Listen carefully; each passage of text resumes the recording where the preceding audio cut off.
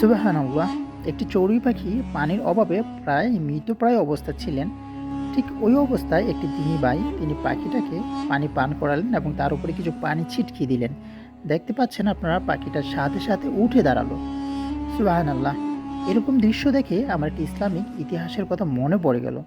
সেটা হচ্ছে এক পাপিষ্ঠ মহিলা, তিনি কোনো এক মরুভূমি দিয়ে হেঁটে যাচ্ছিলেন। পাশে দেখলেন একটা কুকুর, মানে খুবই তৃষ্ণার্ত ছিল এবং পানির অভাবে কুকুরটা প্রায় মৃতপ্রায় অবস্থায় ছিল, যে মারা যাবে এরকম অবস্থা।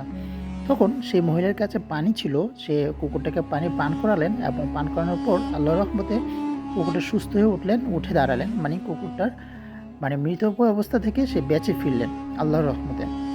সো এই দৃশ্যটা আল্লাহর কাছে এত ভালো লেগেছিল, আল্লাহ পাক রাব্বুল আলামিন সেই মহিলার সমস্ত গুনাহ মাফ করে দিয়ে তাকে জান্নাত দান করেছিলেন।